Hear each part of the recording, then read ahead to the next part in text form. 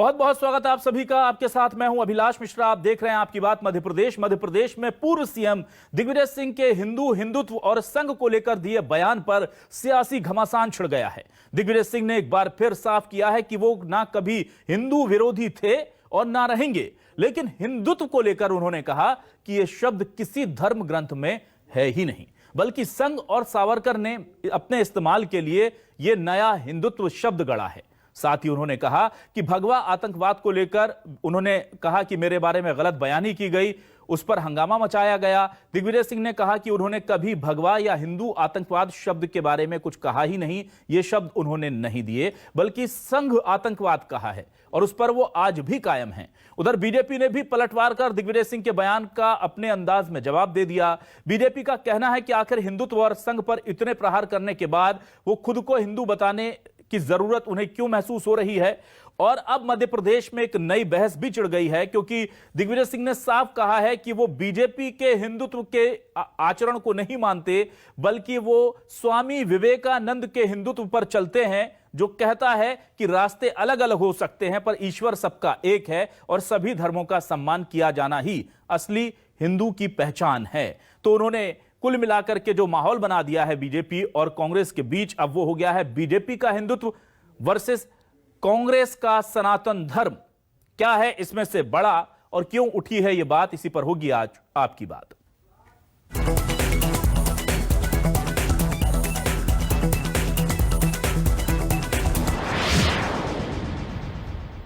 तो आपको बता दें कि पूर्व सीएम दिग्विजय सिंह ने आज जो बयान दिया उसको लेकर बीजेपी भी हमलावर है। आइए सुनते हैं पहले दिग्विजय सिंह और वीडी शर्मा बीजेपी के प्रदेश अध्यक्ष, उनके बयान, और फिर इस डिबेट को आगे बढ़ाएंगे। कट्टरपंथी विचारधारा के मैं खिलाफ था, हूं और रहूंगा, क्योंकि ये मूल सनातन धर्म के विचारधारा के जो उसका सोच है हमारे सनातन धर्म और हिंदू धर्म का के विरोध में है ये। इसलिए मुझे कोई चिंता नहीं है कौन मुझे कोई कुछ कहे, हिंदू विरोधी कहे, कुछ भी कहे, लेकिन मित्रों को कम से कम मैं समझा दूं और आपके माध्यम से मैं आपको भी समझा दूं कि दिग्विजय सिंह ना हिंदू विरोधी था, ना हिंदू विरोधी है, ना हिंदू विरोधी रहेगा। मैं आचरण से, कर्म से पूरी तरीके से धार्मिक प्रवृत्ति का व्यक्ति हूं। आखिर दिग्विजय सिंह को अब मैं हिंदू विरोधी नहीं हूं, ये क्लैरिफिकेशन देने की क्या जरूरत लग गई। जैसे रावण था, रावण को लगता था कि भगवान राम के हाथों मृत्यु पाकर के ही मुझे मोक्ष मिलेगा। मुझे लगता है कि दिग्विजय सिंह भी अब उसी रास्ते पर हैं कि संघ की शरण में आकर अब इस विचार में और हिंदुत्व में ही जीवन है, इसलिए वो इस प्रकार का क्लैरिफिकेशन देने का काम कर रहे हैं। कभी ना मैंने भगवा कहा ना हिंदू कहा, मैंने हमेशा कहा है संघी आतंकवाद। आप बता दीजिए, मैंने ना कभी भगवा आतंकवाद कहा ना हिंदू आतंकवाद कहा। यहां तक कि मेरा इस पे विवाद हुआ। मैं और जनार्दन द्विवेदी जी दो व्यक्ति थे जिन्होंने कि एक कांग्रेस की लीडर ने जब भगवा आतंकवाद कहा तो हमने आपत्ति की थी कि नहीं, भगवा आतंकवाद हो ही नहीं सकता, क्योंकि भगवा कोई रंग कोई आतंकवाद का कोई रंग नहीं हो सकता। ये विचार है, ये विचारधारा है, कर्म है। भगवा आतंकवाद कह करके आपने भारतीय संस्कृति को, भगवा शब्द को, जो हमारे राजपुताना की पहचान मानी जाती है, आपने उसका भी अपमान किया था दिग्विजय सिंह जी। आज आपको अब लगने लगा है कि इस देश के अंदर, इस समाज के अंदर हम इसी धारा में मैं अपने आप के अब उन पापों को धो सकता हूं। तो दिग्विजय सिंह जी एक बयान दे करके और प्रेस को यह कह करके कि मैं हिंदुत्व विरोधी नहीं हूं, इससे आपके पाप नहीं धुलेगी। जनता ने आपका हिसाब किताब किया है और अच्छा हिसाब किताब जरूर करेगी। तो सुना आपने क्या कहा है, और आइए अब देखते हैं न्यूज 24 मध्य प्रदेश छत्तीसगढ़ के आज के बड़े सवाल क्या हैं। सवालों का रुख कर लेते हैं, आपको दिखाते हैं हमारे आज के सवाल जिन पर हम करेंगे इस पूरी डिबेट को। हमारे सवाल है, दिग्विजय सिंह ने आरोप मढ़ा सावरकर ने हिंदुत्व शब्द अपने इस्तेमाल के लिए गढ़ा। विवेकानंद की सोच असल हिंदू की पहचान या नए हिंदुत्व में से बनेगी जान। एमपी में धर्म पर भारी कंफ्यूजन, बीजेपी का हिंदुत्व वर्सेस कांग्रेस का सनातन धर्म। आखिर किसके साथ है जनता, और क्या वाकई में हिंदुत्व को लेकर के अब दो नई परिभाषाएं सामने आ जाएंगी, एक बीजेपी का कथित कट्टर हिंदुत्व और दूसरा कांग्रेस का सनातन धर्म जो सभी को साथ लेकर चलने की बात कहता है। ये एक मोटी लकीर खींचने की कोशिश की गई है, बड़ी दीवार खड़ी करने की कोशिश की जा रही है क्या हिंदुत्व को लेकर के। इस पर आज बात करने के लिए हमारे साथ खास मेहमान जुड़ चुके हैं। हमारे साथ आज विशेष पैनल है। चौधरी राकेश सिंह चतुर्वेदी, पूर्व मंत्री, कांग्रेस से हमारे साथ जुड़ चुके हैं। बहुत स्वागत है आपका। और जाहिर सी बात है कि गोविंद मालू जी, बीजेपी नेता, आप भी जुड़ चुके हैं हमारे साथ। बहुत स्वागत है। हमने आज परमहंस डॉक्टर अवधेशपुरी महाराज जी को आमंत्रित किया है। बहुत स्वागत है आपका डॉक्टर अवधेशपुरी महाराज जी। और आज हमने स्वामी विवेकानंद योग संस्थान की state coordinator HR Lata ji को भी आमंत्रित किया है। HR लता जी, आपका भी बहुत बहुत स्वागत है। सबसे पहले मैं राकेश जी आपके पास आता हूं। सर, ये हिंदुत्व को लेकर बार बार दिग्विजय सिंह जी को सफाई क्यों देनी पड़ रही है? क्या आपको लगता है कि डैमेज हो रहा है उनकी बातों से, उनके बयानों से? और खुद दिग्विजय सिंह भी ये कह चुके हैं कई बार कि वो जो बोलते हैं उसे गलत परिप्रेक्ष्य में बताया जाता है और उससे कांग्रेस को नुकसान होता है। अभिलाष जी, मुझसे है प्रश्न? जी जी जी राकेश जी। जी हाँ, देखिए, दिग्विजय सिंह जी ने कभी भी हिंदुत्व का विरोध नहीं, हिंदू का विरोध नहीं किया, हिंदू का। और जहां तक कांग्रेस है या हम लोग हैं, तो हम सनातन परंपरा के अनुयायी, और सनातन धर्म में पूर्व काल से, चाहे जिनके ऊपर आज हम बात करने वाले हैं तो स्वामी विवेकानंद जी, वो भी सनातन धर्म के अनुयायी। और सनातन धर्म में मूर्ति पूजा सबसे प्रारंभिक वेश है हमारा। हम लोग मूर्ति पूजा के साथ ही सनातन धर्म को मानते हैं। और स्वामी जी ने भी जो भाषण दिया तो उन्होंने ये बात कही वहां से कहा कि मैं सनातन धर्म का अनुयायी हूं और ऐसे देश का प्रतिनिधित्व करता हूं जो सहिष्णु और ऐसे अन्य देशों से शरणार्थियों को जो शरण देने वाला देश है, जिसका हृदय विराट है, ऐसे देश का मैं प्रतिनिधित्व करता हूं, मुझे इस बात का गर्व। तो दिग्विजय सिंह जी की, जो मैं कई बार कह चुका हूं, आदरणीय दिग्विजय सिंह जी के राघवगढ़ में भगवान रामचंद्र जी का, राघव भगवान का मंदिर है। मैं खुद भी दर्शन करने गया हूं। उनके यहाँ दोनों वक्त की वहां पे भोग लगता है। और दिग्विजय सिंह ही ऐसे नेता है जिन्होंने नर्मदा जी की परिक्रमा की और पूर्णतः से सनातनी है और पूर्णतः हिंदू होने का उनको गर्व है। कभी भी उन्होंने हिंदू शब्द होने के बारे में और सनातनी होने के बारे में कभी भी अपने नकारात्मक विचार नहीं रखे। सर, बार बार सफाई क्यों देनी पड़ती है फिर राकेश जी? अगर दिग्विजय सिंह हिंदू हैं, सब जानते हैं, लेकिन उन्हें सफाई क्या इसलिए देनी पड़ती है कि उनकी बातें इस तरह से सामने आती हैं जिससे हिंदू भावनाओं को आहत होने की आशंका रहती है? और अगर ऐसा है तो वो ऐसे बयान देते क्यों हैं जो बहुत स्पष्ट नहीं होते? ये दूसरी एक बात और है जी कि ये भगवा आतंकवाद की बात कर रहे हैं, अभी इस पे तमाम लोग बोलेंगे।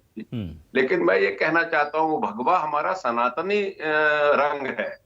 भगवा कोई किसी संगठन का रंग नहीं है। और ये आदि अनादि काल से, ये त्रेता में भी और द्वापर में भी ये हमारा रंग झंडे का रहा है। हमें गर्व है इस बात का कि हम जिस सनातनी परंपरा में हैं वो भगवा झंडा है। ठीक है। और हमारे झंडे पर हनुमान जी विराजमान है। हमारा झंडा है वो सनातनी और एक लाइन का झंडा है, दो मुंह का झंडा नहीं है। ये जो पीला दो मुंह का झंडा लोग लगाए हुए हैं जिसपे कोई धर्म का चिन्ह नहीं है, वो हमारा झंडा नहीं है, सनातन। ठीक है। तो वही भगवा जिसको लेकर के पूरा फसाद है।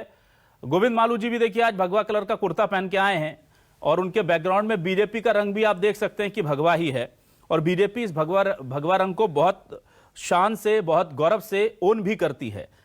अब मैं जानना चाहता हूं सर, क्या यह भगवा रंग सियासत में भी इस्तेमाल कर रही है बीजेपी? क्योंकि साफ तौर पर दिग्विजय कह रहे हैं और दिग्विजय सिंह का बार बार कहना है कि आप ला करके दीजिए वो बयान जिसमें मैंने भगवा आतंकवाद का शब्द इस्तेमाल किया हो। मैंने हमेशा संघ का आतंकवाद की बात कही है। कभी हिंदू आतंकवाद मेरे मुंह से निकला हो या कभी भगवा आतंकवाद निकला हो तो मेरा बयान सुना दीजिए, वो कई बार कह चुके हैं। लेकिन जब भी बीजेपी के नेता बयान देते हैं तो वो जानबूझकर, हमने कुछ अभी वीडी शर्मा जी का बयान सुनाया, वो कहते हैं कि उन्होंने भगवा आतंकवाद कहा था। तो सर, ये क्या जानबूझ करके पूरा मामले को डाइल्यूट करके और दूसरी तरफ मोड़ा जा रहा है, जिसको कहते हैं तोड़ मरोड़ कर बयान पेश किया जा रहा है? अभिलाष जी, जब इतिहास पीछा करता है और वर्तमान भागता है, तब ऐसे दिग्विजय सिंह जी जैसे उल्टे पांव लौटना पड़ता है। कब कब क्या क्या नहीं कहा, ये रिकॉर्ड पर है। उन्होंने हिंदुत्व और हिंदू और सनातन धर्म, पहले तो वो अध्ययन कर ले कि हिंदू कोई धर्म नहीं, भारत एक राष्ट्र नहीं, एक भूमि का टुकड़ा नहीं, एक संस्कृति और सभ्यता का समुच्चय है। भारतीय जनता पार्टी जहां से हम सीखते हैं, हमारे संगठन राष्ट्रीय स्वयंसेवक है, धर्म सनातन है, हम भी कहते हैं धर्म सनातन है। अब ये जो रिएक्शन आ रहे हैं कि मैं हिंदू हूं, हिंदू था, हिंदू रहूंगा, तो फिर और भारतीय परिवेश में, भारतीय संस्कृति में तो विश्व बंधुत्व की भावना की, हम तो विश्व के कल्याण की बात करने वाले हैं, उसमें कौन सी नई बात कह रहे हैं ये? हम सब धर्मों का सम्मान, हम सब धर्मों का सम्मान करते हैं। विवेकानंद जी की जो बात करते हैं, यही पाखंड है उनका, यही हिपोक्रेसी है, यही वोट बैंक की राजनीति है। अगर विवेकानंद जी के जीवन का एक संस्मरण को भी अगर वो अपने आत्मसात कर लेंगे, तो मैं समझूंगा कि हम धन्य होंगे। दिग्विजय सिंह जी, आप विवेकानंद जी को ही आत्मसात कर लें, ठीक है, तो हम धन्य होंगे, मध्य प्रदेश भी धन्य होगा। ठीक है। आप जिस ढंग की राजनीति कर रहे हैं वो किसी इस्लामिक कंट्री के नेता की याद दिलाती है, किसी इस्लामिक दल के नेता का जो उसके सदर होते हैं, उस ढंग की बयानबाजी आप करते हैं। और जब ये पीछे भागता है तो तब आप अपनी सारी बातों को दरकिनार करके और भागते नजर आते हैं और उनसे किनारा करते नजर आते हैं। आप जो हैं मन में वही अभिव्यक्त करें। कई बार हमने भी कहा, इन्होंने कहा आरएसएस तो बम बनाने की फैक्ट्री है, हमें कोई अंतर नहीं है, ये कुछ भी कह लें, ये खुद कांग्रेस को दीमक की तरह खा रहे हैं। और कांग्रेस का जो रसातल में जाने का सबसे बड़ा अगर कोई कारण है तो माननीय दिग्विजय सिंह जी आप हैं। ठीक है, डॉक्टर अवधेशपुरी महाराज, मैं आपसे जानना चाहता हूं, हिंदुत्व को लेकर के बहस नई छिड़ गई है और कहा जा रहा है कि एक हिंदुत्व है जो सनातन धर्म की परंपरा का पालन करता है, जिसका एक झंडा है जिसमें कटे हुए झंडे नहीं है, जिसमें हनुमान जी बने हैं, जिसमें बिना कोई चिन्ह का नहीं है।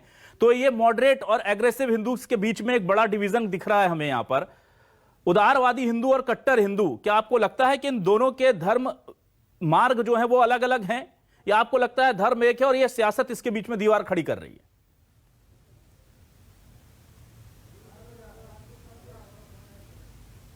ही है, लेकिन जब जैसी स्थिति और परिस्थितियां निर्मित होती हैं, उन परिस्थितियों के आधार पर उसी धर्म के मानने वाले अलग अलग स्वरूप में सामने आते हैं। जैसे कि सनातन धर्म के आदर्श मर्यादा पुरुषोत्तम भगवान श्री राम हैं, जो कि मानवतावादी हैं, और मैं जहां तक समझता हूं कि मानवता के सबसे बड़े आदर्श भी हैं वो।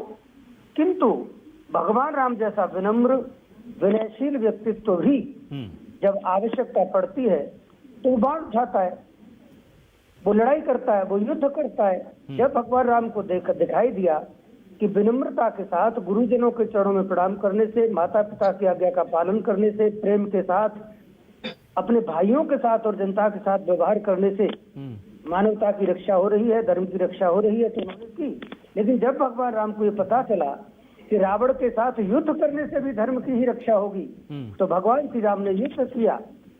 ठीक है, हम आपको एक बात बताना चाहेंगे, अहिंसा परमो धर्मः। कांग्रेस यहाँ तक खत्म हो जाती है, क्योंकि गांधी जी ने इतना ही कहा था कि अहिंसा परमो धर्मः, लेकिन उसी सूत्र में आगे कहा गया है कि धर्म हिंसा तथैव च। मुझे बड़ा घोर आश्चर्य है कि आगे का हिस्सा हमको नहीं बताया गया है। धर्म एव हतो हन्ति धर्मो रक्षित रक्षितः, अहिंसा परमो धर्मः धर्म हिंसा तथैव च, ये पूरा श्लोक है। लेकिन केवल अहिंसा परमो धर्म, बस अहिंसा ही परम धर्म है, ये मान लिया गया। ऐसा नहीं है भैया, अहिंसा परम धर्म है, लेकिन जब धर्म की रक्षा करने के लिए हिंसा भी करनी पड़ती है, तो वो परम धर्म से भी बड़ा कोई धर्म हो सकता है, उससे भी बड़ा धर्म मानी जाती है, श्रेष्ठ है। ये तो हमारे शास्त्र कहते हैं, तो बीच में ये कहां से इस चीज को ले आए। अब रही बात हिंदुत्ववाद की, आपने बहुत अच्छी बात कही। पूरा देश जो है इस बात को देख रहा है कि हिंदुत्व क्या है और हिंदू क्या है। मैं जहां तक समझता हूँ, इस देश को, इस धर्म को, इस सनातन परंपरा को, संस्कृति को, हम संतों को, मैं जहां तक समझता हूँ एक नए विवाद में डाल दिया है कांग्रेस ने। राहुल गांधी ने जिसकी बात पर कोई विश्वास नहीं करता, लेकिन मुझे घोर आश्चर्य है कि आज पूरा देश ही नहीं पूरा विश्व हिंदू और हिंदुत्व को लेकर के व्याख्या कर रहा है, उसकी व्याख्या कर रहा है, उस पर चिंतन कर रहा है, विचार विमर्श हो रहा है। तो मैं समझता हूँ कि देश का और दुनिया का बहुत बड़ा समय खराब हो रहा है। हिंदू और हिंदुत्व की वही परिभाषा है जो शुरू से अभी तक चली आ रही है। लेकिन धर्म ग्रंथों में महाराज लेकिन अवधेश जी कहा गया दिग्विजय सिंह के द्वारा कि एक धर्म बता दीजिए धर्म ग्रंथ जिसमें हिंदुत्व शब्द आया हो। ये तो सावरकर जी ने अपने फायदे के लिए गढ़ा था, हिंदुत्व शब्द तो था ही नहीं, ये पॉलिटिकल वर्ड है, ये धार्मिक शब्द है ही नहीं। अब आप क्या कहेंगे? मैं ये कहूंगा कि अगर सावरकर जी ने गढ़ा था तो उस सावरकर जी के गढ़े हुए शब्द को करोड़ों हिंदुओं ने क्यों आत्मसात कर लिया? केवल दिग्विजय को समझ में आई ये बात हिंदुओं को नहीं आई क्या? ठीक है सर, संख्या कितनी की जाता है अधिक है। लता जी, मैं लता जी के पास आना चाहूंगा। लता जी, ये हिंदुत्व को लेकर के बड़ा कंफ्यूजन है, हम किस हिंदुत्व को माने? मध्य प्रदेश की जनता के सामने, देश की जनता के सामने अब सबसे बड़ा सवाल यही है कि क्या हिंदुत्व डिवाइसिव हिंदुत्व की पॉलिटिक्स शुरू हो गई है मध्य प्रदेश में या देश में?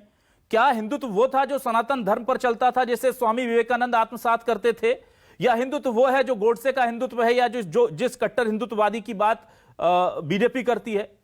और अगर ये दोनों एक ही हैं तो कैसे हैं, ये जरा बताइए। देखिए, थोड़ा ऑडियो प्रॉब्लम हो सकता है, ना सुनाई पड़े।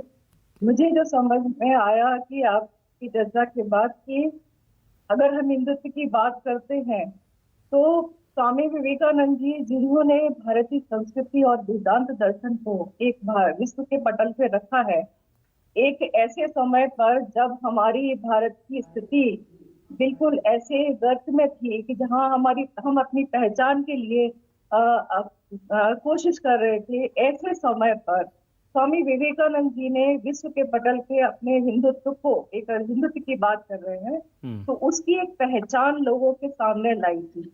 हम उसको लेकर चलते हैं। भारत का एक व्यक्ति हिंदुत्व की बात करे तो वो उसमें बसता है, उसके अंदर वो जीवित है, उसके अंदर वो रहता है। ये अलग कोई धर्म की बात नहीं है। उन्होंने कहीं पर भी इसको अलग अलग करने की कोशिश नहीं की। उन्होंने अगर विकास की बात कही तो सबके लिए की। उन्होंने अगर युवाओं को भी आह्वान किया तो उन्होंने वहां पर भी कुछ अलग से क्रिटिसाइज नहीं किया। तो ऐसा हमारा दृष्टांत स्वामी विवेकानंद जी का, उसको हम इस तरह से एक तुच्छ शब्दों में या निकृष्ट शब्दों में जोड़कर या उनके अंदर लाकर हम उनके मान को, सम्मान को कम करते हैं। मुझे ऐसा जब मैं देखती हूँ तो मुझे बहुत दुख होता है कि मैंने भी अपने जीवन में स्वामी जी को ही धारण किया, उनके आदर्शों के ऊपर चली हूँ और मैंने अपने आप से प्रेरणा लेके दूसरों को भी इस चीज के लिए प्रेरित किया। यह धर्म और हिंदुत्व की बात नहीं है। जो भी व्यक्ति अपने देश से प्रेम करता है वो इस सब चीजों को स्वीकार करता है। और रहा सवाल, आप जब जैसे कह रहे हैं कि इसको पॉलिटिकल एजेंडा बना रहे हैं, तो मैं समझती हूँ कि कुछ लोग अभी भी ऐसे हैं कि जब उनकी नजर में ये बात आती है कि इस व्यक्ति से या इस विषय से, इस मुद्दे से कहीं बीजेपी या संघ को कुछ क्रेडिट ना मिल जाए तो उसको क्रिटिसाइज करने के लिए शब्द ले ही लेते। आज भी वही हो रहा है। आज भी मैं देख रही हूँ कि स्वामी विवेकानंद, उनके ऊपर इस तरह का कुछ विचार आना ही नहीं चाहिए, लेकिन उसको भी शब्दों में बांधा जा रहा है, एक दायरे में बांधा जा रहा है। ऐसा नहीं है। ठीक है, तो कुल मिलाकर के स्वामी विवेकानंद को भी इस्तेमाल करने की कोशिश सियासी तौर पर हो रही है। गोविंद मालू जी, इस बार मैं आपके पास आता हूं और मेरा सीधा सवाल यह है सर कि आप एक बात बताइए कि हिंदुत्व को लेकर के क्या आपको लगता नहीं है कि बेवजह इस विवाद को बढ़ाने से बेहतर था कि अगर आप कह रहे हैं कि सब जानते हैं कि दिग्विजय सिंह का हिंदुत्व कैसा है, तो फिर उसको छोड़ दीजिए, विकास की बात कर लेते हैं। बीजेपी के हिंदुत्व को लेकर के मुझे लगता है प्रचार प्रसार की कोई कमी नहीं है, उनके जो कोर वोटर्स हैं वो जानते हैं, तो क्यों बार बार ये हिंदुत्व एजेंडा और विवेकानंद, सनातन धर्म, कट्टर हिंदू, गोडसे, ये तमाम लोग बार बार हमारी सियासत में क्यों इनके नाम उछाले जाते हैं? जिनके पास कोई मुद्दा नहीं होता है वो इस तरह के एक विवादास्पद कुछ ऐसी तकरीर करते हैं, ऐसी बात फेंकते हैं जिससे हलचल मचे, चर्चा में आए। कांग्रेस के नेता, खासकर दिग्विजय सिंह हों या राहुल गांधी हों, वो सब यही काम करते हैं। किसने बोला था हिंदू और हिंदुत्व की परिभाषा करने का? भारत में, हिंदुस्तान में रहने वाला सब हिंदू है, हम तो यही कहते हैं। हम किसी अपनी अपनी उपासना पद्धति है, सब अपने अपने उपासना स्थल पर जाते हैं, लेकिन सब हिंदू हैं भारत में रहने वाले, हम ये कहते हैं। उसमें क्या हमारा ये व्यापक हृदय या विशाल हृदयता या हम भारत को एक करके देखना चाहते, ये नहीं देखा जा सकता। राजनीति जिसको करना है वही इस तरह के मुद्दे उछालता है, क्योंकि जनमानस में जो ये आज जागृत लोगों के कारण आई है। इन्होंने कई बार, जिसका हम सर्वपंथ समभाव की बात करते हैं, हम बात करते हैं विश्व बंधुत्व की बात करते हैं, हम किसी भी धर्म के खिलाफ कभी नहीं होते हैं।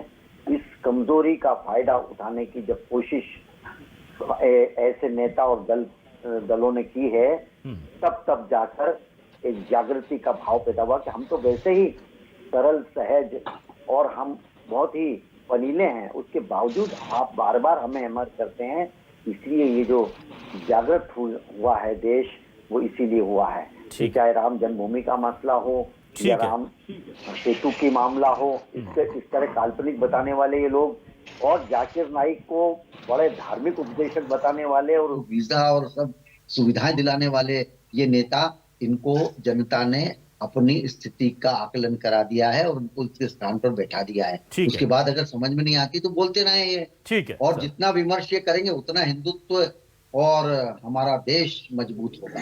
राकेश जी, क्या ऐसा लगता नहीं कि दिग्विजय सिंह जी ऐसे मसलों को छेड़ करके कहीं ना कहीं नुकसान पहुंचा देते हैं?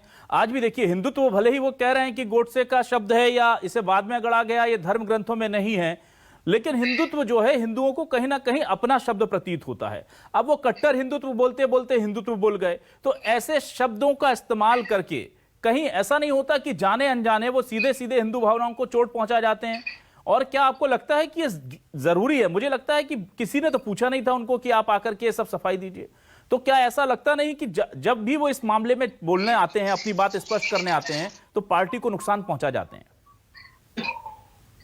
शाह जी, पहले तो मैं ये कहना चाहता हूँ, दिग्विजय सिंह जी राजनीतिक व्यक्ति हैं, उनका पूरा जीवन राजनीति में गया है, बहुत कम आयु से वो राजनीति में सक्रिय हैं, और वो जो कहते हैं, और मैं पहले भी कह चुका हूँ कि वो हिंदू है पूरे तरीके से, और जब कोई वक्तव्य देते हैं तो बहुत सोच समझ।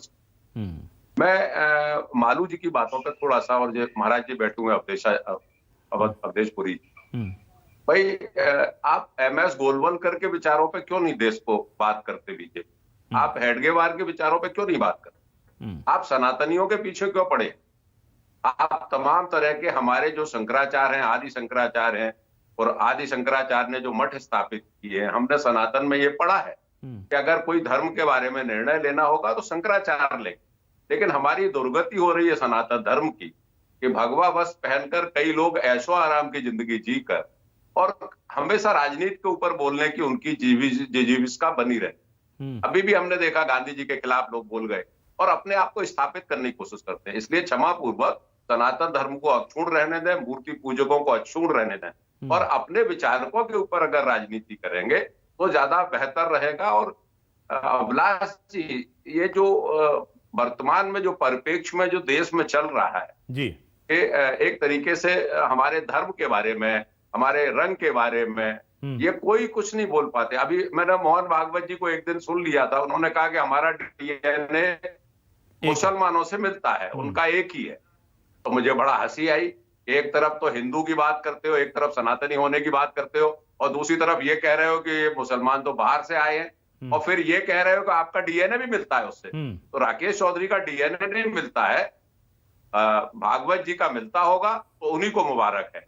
मैं राष्ट्रवादी व्यक्ति हूँ, सनातनी व्यक्ति हूँ, और दिग्विजय सिंह जी ने जो कहा है मैं उसका 100% पक्षधर हूँ कि हिंदू की परिभाषा को, हम हिंदू हैं, हमें गर्व है इस बात का, लेकिन हिंदुत्व पर मोड़ देकर इस देश में जो सहिष्णुता भाव खत्म किया जा रहा है, जो दुर्गति पैदा की जा रही है सनातनियों की, वो एक तरीके से कमजोर करने वाले। ठीक है अवधेशपुरी जी, बहुत सीधा सवाल है सर, ये चाहे पॉलिटिकल लोग हों या संत महात्मा हो, हिंदू जो है वो धर्म जो है उसे किस तरह से फॉलो करना है, आपको लगता है ये बताना जरूरी है, चाहे वो पॉलिटिकल लोग हों या संत हों?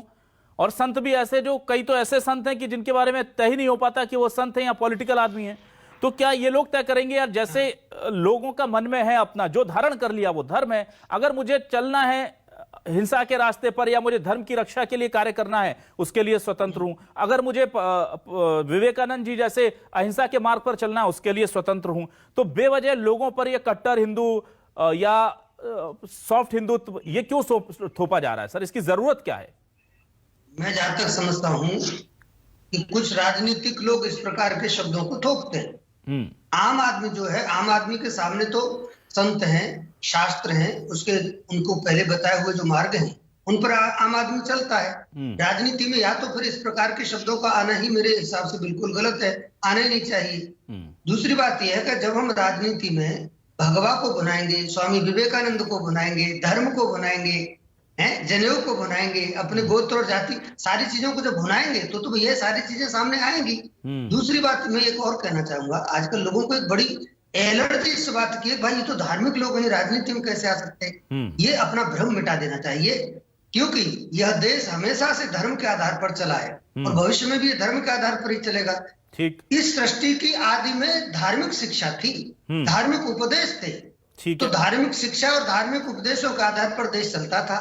अब कुछ दिन से पार्टियां बनी, ये राजनीति हुई, ये धर्म, हम स्वतंत्र हुए, परतंत्र हुए, ये अभी नया नया इतिहास है, सब आप जानते हैं। मैं ये कहना चाहता हूं कि जब इस देश में अब इस देश का संचालन जब राजनीति के द्वारा हो रहा हो तो निश्चित रूप से धर्म आधारित राजनीति होनी चाहिए। ठीक है, आप राजनीति से धर्म को अलग करेंगे, मतलब राजनीति से आप सत्य को अलग करेंगे, राजनीति से आप मर्यादाओं को अलग करेंगे, राजनीति से आप कर्तव्य परायणता को अलग करेंगे। ठीक है सर। लता जी बहुत कम समय, एक मिनट में आपका मैं उत्तर की अपेक्षा करूंगा। आपको लगता है कि धर्म में जिस तरह से साफ तौर पर महाराज कह रहे हैं कि धर्म, राजनीति से धर्म अलग नहीं हो सकता, आपको लगता है कि धर्म और राजनीति अलग अलग चीजें हैं? आपको भी लगता है कि नहीं, राजनीति में धर्म का होना जरूरी है ताकि वो डायरेक्टेड रहे, सही तरीके से कार्य करे?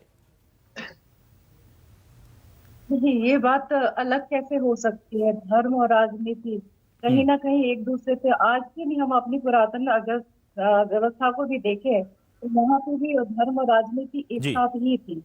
और अभी मैं बस समय कम है इसलिए मैं कहना चाहूंगी कि मुझे एक बात अभी ध्यान आई, अपने वैसा चौधरी राकेश सिंह जी ने कहा बीच में कि आप इधर धर्म की बात करते हैं और हिंदुत्व की बात करते हैं, तो मुझे वो ध्यान आया कि आपके समय में, मतलब जब कांग्रेस का शासन रहा, हमारा जब लिटरेचर लिखा गया, तो हम तो अभी तक ये पढ़ते हुए आए कि जो द्रविड़ और आर्य थे, जो हमारे मतलब हम मूल जो थे भारतवासी, वो सब विदेशों से आए थे, मतलब आर्यन जो थे वो विदेशी मूल के थे, हमने तो अभी तक ये पढ़ा है। ठीक है, तो हम एक एक बात पर आते हैं, एक एक बात को अगर समझने की कोशिश कर रहे हैं और समझाने की कोशिश कर रहे हैं, यही हिंदुत्व है। अगर इसको आप गलत वे में ले जाना चाहते हैं वो अलग बात है। ठीक है, तो ये अलग नहीं है, धर्म और राजनीति एक दूसरे के ऊपर आते हैं। कुल मिलाकर के ये बात तय है कि सियासत इस वक्त जो है जिस मुकाम पर खड़ी है, जिस मुहाने पर खड़ी है, वहां से धर्म उसमें से निकाल दिया जाए, ऐसा हो नहीं सकता। लेकिन अगर धर्म रहेगा तो धर्म में सियासत हो रही है, ये गलत हो रहा है। राजनीति में धर्म का रहना जरूरी है, ये हम सनातन तौर पर देखते आए हैं, ताकि राजनीति सही राह पर चलती रहे। लेकिन जब धर्म में राजनीति होने लगती है तो दिक्कतें वहां से पैदा हो जाती हैं। जब लोगों को बांटने की बजाय धर्मों को धर्मों में बांटने की कोशिश की जाती है तो दिक्कतें शुरू हो जाती हैं। जब भगवा को भुनाने की कोशिश हो जाती है तो दिक्कतें शुरू हो जाती हैं। जब जनेऊ को दिखाने की कोशिशें शुरू हो जाती हैं तो दिक्कतें शुरू हो जाती हैं। मध्य प्रदेश ही नहीं, पूरे देश में इस वक्त धर्म राजनीतिक संक्रमण से गुजर रहा है। हमारी दर्शकों से अपील है कि अपने अपने धर्म को अच्छे से एक बार उस पर विचार कीजिए। वो क्या बीजेपी का धर्म है, क्या वो कांग्रेस का धर्म है या किसी और पार्टी का? इससे पहले अपने धर्म पुस्तकों में, अपने धर्म ग्रंथों में एक बार झांकिए जरूर कि वो आपको क्या सिखाता है, क्योंकि नई परिभाषाओं के चक्कर में धर्म का कितना नाश हुआ है ये हमने देखा। बहुत बहुत शुक्रिया चौधरी राकेश सिंह जी, गोविंद मालू जी, डॉक्टर अवधेशपुरी महाराज जी और एचआर लता जी, आपका इस डिबेट में शामिल होने के लिए। तमाम दर्शकों का शुक्रिया। मध्य प्रदेश में सियासत में धर्म को लेकर नई बहस छिड़ी हुई है, पूरे देश में छिड़ी है, ये जारी रहेगी जब तक कि सियासत चल रही है। बहुत बहुत शुक्रिया तमाम दर्शकों का।